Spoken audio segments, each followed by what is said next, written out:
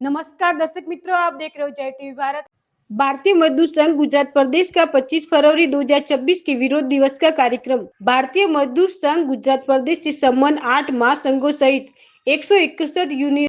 मारो परिचय आपू तो गुजरात प्रदेश भारतीय मजदूर संघ उपाध्यक्ष ની જવાબદારી છે અને મીડિયા ઇન્ચાર્જ ની પણ જવાબદારી છે। ત્યારે Akhil Bharatiya mid day meal કર્મચારી મહાસંઘના પણ અધ્યક્ષ તરીકેની જવાબદારી છે। ત્યારે આપ જોઈ રહ્યા છો કે અમારી સાથે બાજુમાં અમારા માર્ગદર્શન માટે ઉપસ્થિત એવા પૂર્વ અખિલ ભારતીય મજદૂર સંઘના અધ્યક્ષશ્રીના માર્ગદર્શન હેઠળ સમગ્ર ગુજરાતમાં માત્ર ગુજરાત જ નહીં સમગ્ર દેશમાં અંદાજે 700 થી 800 જિલ્લા મથકે આ કાર્યક્રમ આપ્યો છે। કાર્યક્રમ એ પ્રકારનો છે વિરોધ દિવસ। સામાન્ય રીતે મીડિયાને પણ એ થાય વિરોધ દિવસ એટલે કંઈક મોટું હોય છે।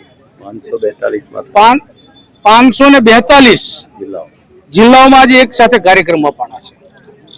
ત્યારે આ કાર્યક્રમની મહત્તા એટલા માટે છે ને આપ પણ જોયું છે ભારતીય મજદૂર સંઘ હંમેશા સંવાદમાં માને છે, પરંતુ સંવાદ સંઘર્ષમાં ક્યારે બદલ જાય એ પણ આપણે જોયું।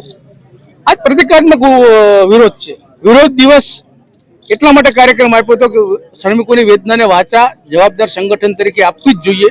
એ મુજબ ગુજરાત પ્રદેશના 8 મહાસંઘો અને અંદાજે 161 સંગઠનો સાથે રાજ્યના તમામ જિલ્લા મથકોએ આજે આ કાર્યક્રમ થયો છે। આજે માત્ર આવેદન આપી અને તમામ સંગઠનોની લાગણી અને માગણી સરકાર સુધી પહોંચાડવાનો પ્રયાસ કર્યો છે। मेरा नाम जगदीश ठक्कर है। भारतीय मजदूर संघ जो भारत का सबसे बड़ा श्रम संगठन है उसके गुजरात प्रदेश का मैं कोषाध्यक्ष हूँ।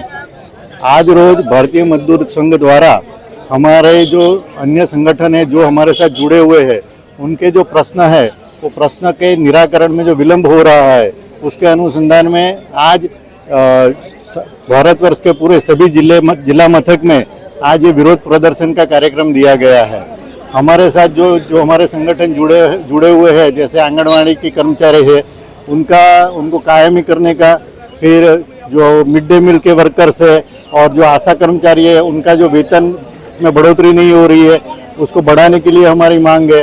उसके अलावा जो पेंशनर्स है उनका पेंशन आज केवल 1000 रुपया मिल रहा है, उसको 7500 करने की हमारी डिमांड है।